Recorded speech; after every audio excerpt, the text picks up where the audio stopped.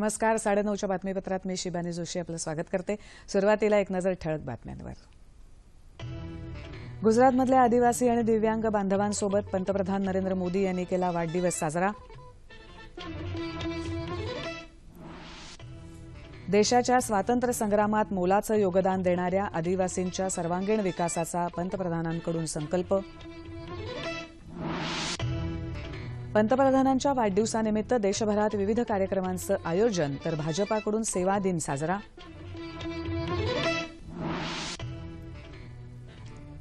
देशाच्या नव्या शैक्षणिक धोरणात दिव्यांगांच्या शैक्षणिक विकासावर केंद्र सरकार भर देणार, प्रकाश जावडेकर. भारताविरोधातल्या दहशतवादी कारवायांसाठी नेपाळ आपल्या भूमीचा कदापि वापर करू देणार नाही, नेपाळच्या पंतप्रधानांनी केलं आश्वस्त. विकासाभिमुख प्रकल्प राबवून मराठवाड्याच्या विकासासाठी राज्य सरकार कटिबद्ध, मराठवाडा मुक्तीदिनी मुख्यमंत्र्यांची ग्वाही. आणि रायगड जिल्ह्यात चिरनेर इथे पावसाच्या पाण्यामुळे विजेचा धक्का बसून एका दाम्पत्याचा मृत्यू.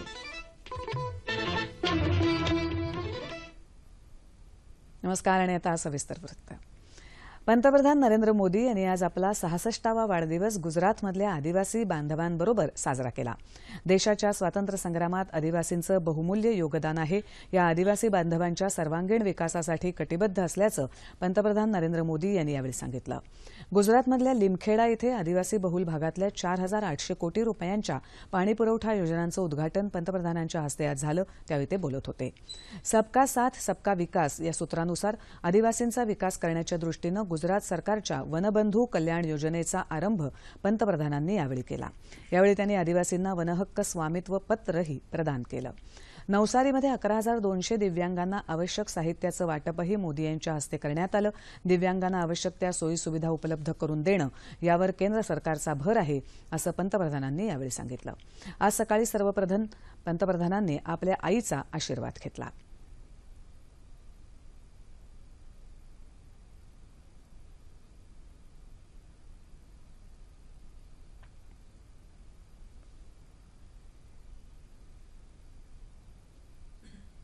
राष्ट्रपती प्रणव मुखर्जी, उपराष्ट्रपती हमीद अन्सारी, भाजपाचे राष्ट्रीय अध्यक्ष अमित शहा, राज्याचे मुख्यमंत्री देवेंद्र फडणवीस यांच्यासह जगभरातल्या अनेक मान्यवरांनी वाढदिवसानिमित्त नरेंद्र मोदी यांना शुभेच्छा दिल्या. पंतप्रधान मोदी यांचा वाढदिवस भाजपानं सेवा दिन म्हणून साजरा केला. यामुळे भाजपानं देशभरात विविध सामाजिक कार्यक्रम आयोजित केले. पक्षाचे अनेक वरिष्ठ नेते या कार्यक्रमात सहभागी झाले.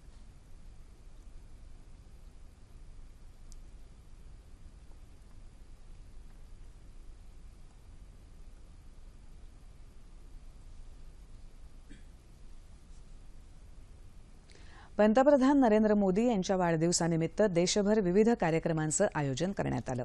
मुंबईत आज केंद्रीय कृषीमंत्री राधामोहन सिंग यांनी मेरा गाव मेरा गौरव या मच्छीमार कल्याण कार्यक्रमाचं उद्घाटन केलं. नरेंद्र मोदी यांच्या नेतृत्वाखालील सरकार केंद्रात आल्यानंतर देशाच्या मत्स्य उत्पादनात वाढ झाली, असं राधामोहन सिंग यांनी यावेळी सांगितलं.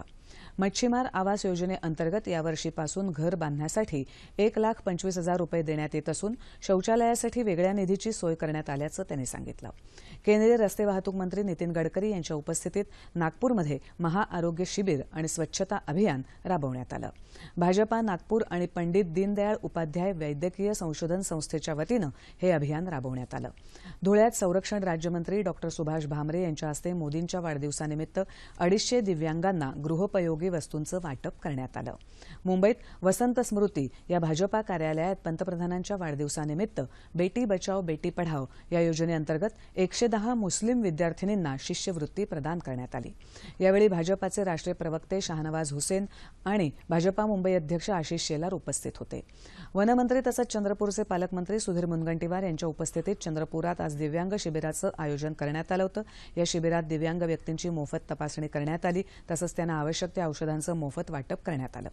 भारतीय जनता पार्टीच्या वतीनं कोल्हापुरातल्या पंचगंगा नदीच्या घाटावर स्वच्छ भारत अभियान राबवण्यात आलं. उस्मानाबाद इथे भाजपातर्फे स्वच्छ भारत अभियानाअंतर्गत सफाई कर्मचाऱ्यांच्या हस्ते केक कापण्यात आला. लातूर इथे आज डॉ. सुनील गायकवाड यांनी अंध, दिव्यांग आणि कुष्ठरोग्यांच्या वसाहतीत जाऊन फळ वाटप केलं. गडचिरोली इथे खासदार अशोक नेते यांनी दिव्यांगांना फळ वाटप केलं. यावेळी शहरात स्वच्छता मोहीमही राबवण्यात आली. देशाचं प्रस्तावित नवं शैक्षणिक धोरण सर्वसमावेशक असेल, त्यात दिव्यांगांच्या शैक्षणिक विकासावर विशेष भर देण्यात येईल, अशी माहिती केंद्रीय मनुष्यबळ विकास मंत्री प्रकाश जावडेकर यांनी दिली आहे. मुंबईत दादर इथल्या कमला मेहता अंध विद्यालयातल्या विद्यार्थ्यांशी संवाद साधल्यानंतर त्यांनी दूरदर्शनला ही प्रतिक्रिया दिली. दिव्यांग विद्यार्थ्यांना पुरेशा सुविधा उपलब्ध करून द्याव्यात, अशा सूचना केंद्र सरकारनं देशातल्या सगळ्या शैक्षणिक संस्थांना दिल्या आहेत, असं त्यांनी सांगितलं. देशाच्या सर्वांगीण विकासासाठी दुर्बल घटकांचा विकास महत्त्वाचा असून यासाठी काम करायला हवं, असं आवाहन पंतप्रधान नरेंद्र मोदी यांनी वारंवार केलंय, असं जावडेकर यांनी यावेळी नमूद केलं. शाळेतल्या दिव्यांग विद्यार्थ्यांनी यावेळी आपल्या विविध कौशल्यांनी उपस्थितांना मंत्रमुग्ध केलं. भारताविरोधातल्या दहशतवादी कारवायांसाठी नेपाळ आपल्या भूमीचा कधीच वापर करू देणार नाही, अशी ग्वाही भारत दौऱ्यावर असलेले नेपाळचे पंतप्रधान पुष्पकमल दाहाल प्रचंड यांनी दिली आहे. प्रचंड यांनी आज हिमाचल प्रदेशातल्या शिमला इथे आशियातल्या सगळ्यात मोठ्या नाथपा झाखडी जलविद्युत प्रकल्पाची पाहणी केली. त्यानंतर ते वार्ताहरांशी बोलत होते. भारताविरोधातल्या कारवायांसाठी नेपाळी भूमीच्या गैरवापराची संधी निर्माण होऊ देणार नाही, असं ते म्हणाले. भारत आणि नेपाळ यांच्यातल्या सध्याच्या जलविद्युत प्रकल्पांच्या जलद आणि यशस्वी अंमलबजावणीला चालना द्यायला दोन्ही देशांनी मान्यता दर्शवली आहे. मेक इन इंडियाच्या दिशेनं एक पाऊल पुढे टाकत आज भारतीय नौदलाच्या ताफ्यात मार्मुगाव या क्षेपणास्त्र विनाशिकेचं जलावतरण करण्यात आलं. भारताची ही दुसरी क्षेपणास्त्र विनाशिका आहे. मुंबईच्या माझगाव डॉक इथे पार पडलेल्या या जलावतरण सोहळ्याला नौदल प्रमुख अॅडमिरल सुनील लांबा यांच्यासह त्यांच्या पत्नी रीना लांबा प्रमुख पाहुण्या म्हणून उपस्थित होत्या. मार्मुगाव या क्षेपणास्त्र विनाशिकेचं जलावतरण हा भारतीय नौदलाच्या दृष्टीनं अभिमानाचा क्षण आहे, असे उद्गार नौदल प्रमुख अॅडमिरल लांबा यांनी यावेळी काढले. मार्मुगाव ही पूर्णपणे स्वदेशी बनावटीची क्षेपणास्त्र विनाशिका असून जमिनीवर किंवा समुद्रात 300 किलोमीटरपर्यंत मारा करण्याची या क्षेपणास्त्राची क्षमता आहे. या विनाशिकेवर टेहळणीसाठी विविध लक्ष्यी रडार यंत्रणा उभारण्यात आली असून त्याबरोबरच अत्याधुनिक इलेक्ट्रॉनिक युद्धसामुग्रीही बसवण्यात आली आहे.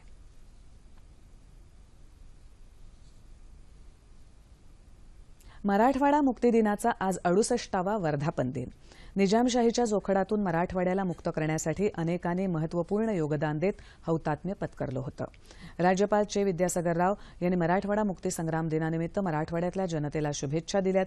मराठवाड्याच्या विकासाला चालना देण्याचा राज्य सरकारचा निर्धार असून त्यासाठी शेती, उद्योग आणि पायाभूत क्षेत्रात विविध प्रकल्प राबवण्यासाठी सरकार कटिबद्ध आहे, असं मुख्यमंत्री देवेंद्र फडणवीस यांनी सांगितलं. मराठवाडा मुक्ती दिनानिमित्त औरंगाबादमधल्या सिद्धार्थ उद्यानात आयोजित कार्यक्रमात ते आज बोलत होते. मुक्ती संग्रामातल्या हुतात्म्यांना मुख्यमंत्र्यांनी आदरांजली वाहून त्यांच्या योगदानाचा गौरव केला. ध्वजारोहण केल्यानंतर मराठवाड्यातल्या जनतेला त्यांनी शुभेच्छा दिल्या. आजचा दिवस हा एकीकडे आपल्या शहीदांची आठवण करण्याचा, दुसरीकडे आज जे स्वातंत्र्य संग्राम सैनिक आपल्यामध्ये उपस्थित आहेत त्यांचा आशीर्वाद घेण्याचा आणि त्याचसोबत मराठवाड्याला विकासाकडे नेण्याचा संकल्प करण्याचा हा दिवस आहे. विधानसभा अध्यक्ष हरिभाऊ बागडे यावेळी उपस्थित होते. परभणीत पालकमंत्री आणि परिवहन मंत्री दिवाकर रावते यांच्या हस्ते मराठवाडा मुक्ती दिनानिमित्त ध्वजारोहण करण्यात आलं. यावेळी रावते यांनी हुतात्म्यांना आदरांजली वाहिली. जालन्यात राज्याचे पाणीपुरवठा आणि स्वच्छता मंत्री तसंच जालन्याचे पालकमंत्री बबनराव लोणीकर यांनी टाऊन हॉल इथे हुतात्म्यांना आदरांजली वाहिली. यावेळी पोलीस जवानांनी हवेत 3 फैरी झाडून हुतात्म्यांना मानवंदना दिली. बीड इथल्या पोलीस मुख्यालयाच्या मैदानावर पालकमंत्री पंकजा मुंडे यांच्या हस्ते मुख्य शासकीय ध्वजारोहण करण्यात आलं. मराठवाडा मुक्ती संग्रामात अनेक स्वातंत्र्य सैनिकांनी आपल्या प्राणाची पर्वा न करता अखंड लढा दिला. या लढ्याचं मोल अमूल्य आहे, असं प्रतिपादन हिंगोलीचे पालकमंत्री दिलीप कांबळे यांनी केलं. देवडानगर इथल्या हुतात्मा स्मारकात आयोजित करण्यात आलेल्या मुख्य ध्वजारोहण समारंभात ते बोलत होते.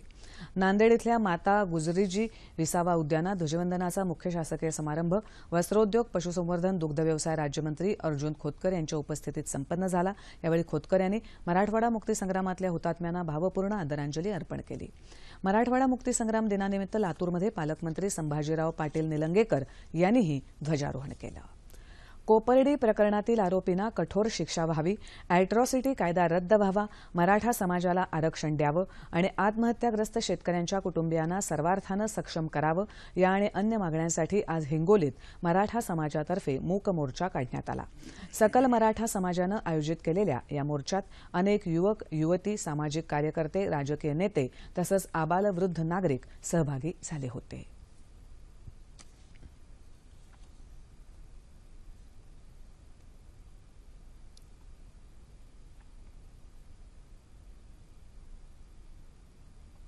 देशातली गरिबी घालवायची असेल तर शेतकऱ्याच्या मालाला चांगला भाव मिळाला पाहिजे, यासाठी राज्यकर्त्यांनी प्रयत्न करायला हवेत, असं राष्ट्रवादी काँग्रेसचे अध्यक्ष आणि माजी केंद्रीय कृषी मंत्री शरद पवार यांनी म्हटलंय. बीड जिल्ह्यातल्या तेलगाव इथे माजी मंत्री सुंदरराव सोळंके यांच्या पूर्णाकृती पुतळ्याचं अनावरण पवार यांच्या हस्ते आज झालं, त्यावेळी ते बोलत होते. हे सरकार शेतकऱ्यांचं कर्ज माफ करत नाही, तसंच कर्जदार कारखानदारांवर कोणतीही कारवाई करत नाही, असं ते म्हणाले. राजकारण हे निवडणुकांपुरतं मर्यादित ठेवून विकास प्रेरित राजकारण केलं पाहिजे, असं पंकजा मुंडे यांनी यावेळी सांगितलं.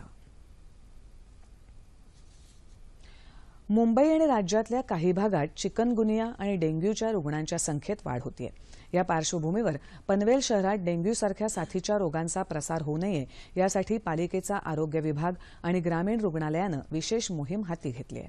या मोहिमेत घरोघरी जाऊन सर्वेक्षण करण्यात येत असून डासांची उत्पत्ती रोखण्यासाठी प्रतिबंधात्मक फवारणी आणि जनजागृती करण्यात येते.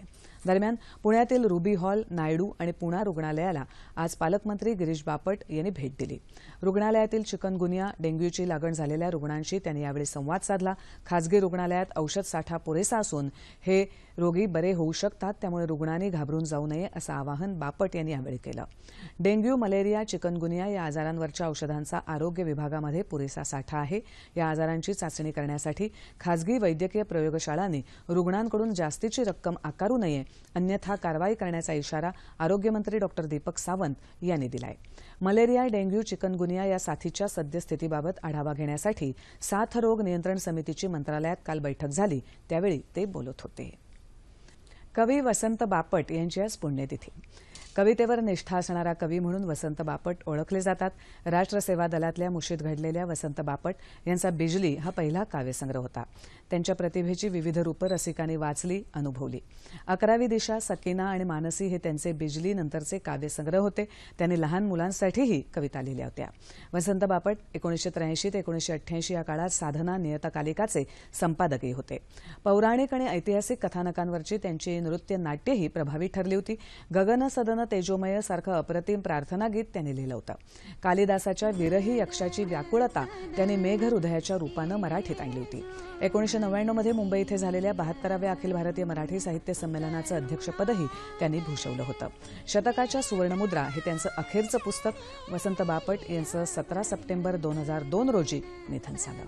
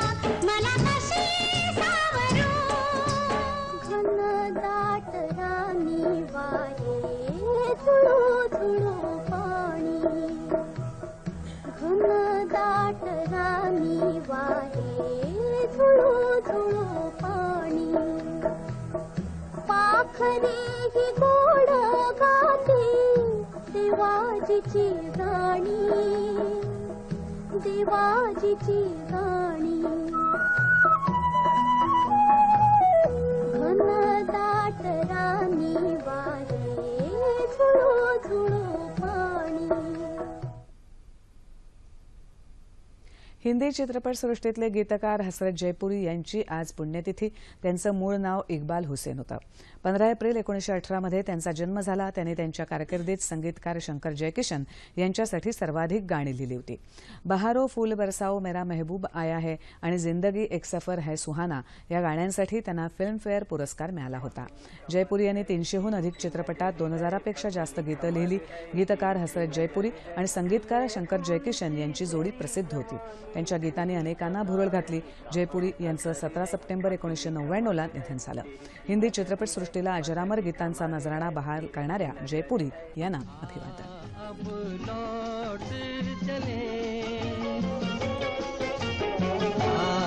अब लौट चले नैन बिछाए बाहें पसारे तुझको पुकारे देश तेरा. आणि आता हवामान आणि पावसाची बातमी. राज्यात गेल्या 24 तासात अनेक ठिकाणी पाऊस पडलाय. रायगड जिल्ह्यातल्या चिरनेर इथे आज पावसाचं पाणी घरात शिरलं आणि या पाण्यात वीज प्रवाह उतरल्यानं विजेचा धक्का लागून पती पत्नीचा मृत्यू झाला. वादळी वाऱ्यानं कोकण किनारपट्टीला चांगलाच तडाखा दिला असून अलिबाग समुद्र किनाऱ्यावरील निवारा शेड उडून गेले तसंच अनेक मच्छीमार नौका समुद्रात भरकटल्या आहेत. यामुळे कोट्यवधी रुपयांचं नुकसान झालं असून सुदैवानं जीवितहानी झालेली नाही. रात्रभर पडणाऱ्या पावसामुळे अंबा नदी काठोकाठ भरली असून महाडच्या सावित्री नदीच्या पातळीतही वाढ झाली आहे. सिंधुदुर्ग जिल्ह्यात अधूनमधून पावसाच्या तुरळक सरी कोसळत आहेत. सोलापूर जिल्ह्यात मुसळधार पावसामुळे अक्कलकोट मैदर्गी या गावांचा संपर्क तुटला आहे. नागपूर आणि पुण्यात पहाटे हलका पाऊस झाला. लातूर आणि औरंगाबादसह मराठवाड्यात सगळीकडे रात्रीपासून पावसाची रिपरिप सुरू आहे. येत्या 36 तासात कोकण आणि मध्य महाराष्ट्रात बहुतांश ठिकाणी तर मराठवाडा आणि विदर्भात तुरळक ठिकाणी पाऊस पडण्याची शक्यता आहे. याच काळात मध्य महाराष्ट्रात तुरळक ठिकाणी मुसळधार पावसाचा इशारा हवामान खात्यानं दिला आहे. तापमान अंश सेल्सिअसमध्ये मुंबई कमाल 29 आणि किमान 23, नागपूर 33 आणि 25, पुणे 27 आणि 21, औरंगाबाद 27 आणि 22, नाशिक 28 आणि 22, कोल्हापूर 25 आणि 21, रत्नागिरी 29 आणि 23, सोलापूर 30 आणि 21 आणि अमरावती कमाल 31 किमान 21. ठळक बातम्या पुन्हा एकदा. गुजरातमधल्या आदिवासी आणि दिव्यांग बांधवांसोबत पंतप्रधान नरेंद्र मोदी यांनी केला वाढदिवस साजरा. देशाच्या स्वातंत्र्य संग्रामात मोलाचं योगदान देणाऱ्या आदिवासींच्या सर्वांगीण विकासाचा पंतप्रधानांकडून संकल्प. पंतप्रधानांच्या वाढदिवसानिमित्त देशभरात विविध उपक्रमांचं आयोजन तर भाजपाकडून सेवा दिन साजरा. देशाच्या नव्या शैक्षणिक धोरणात दिव्यांगांच्या शैक्षणिक विकासावर केंद्र सरकार भर देणार, प्रकाश जावडेकर. भारत विरोधातल्या दहशतवादी कारवायांसाठी नेपाळ आपल्या भूमीचा कदापि वापर करू देणार नाही, नेपाळच्या पंतप्रधानांनी केलं आश्वस्त. विकासाभिमुख प्रकल्प राबवून मराठवाड्याच्या विकासासाठी राज्य सरकार कटिबद्ध, मराठवाडा मुक्तीदिनी मुख्यमंत्र्यांची ग्वाही.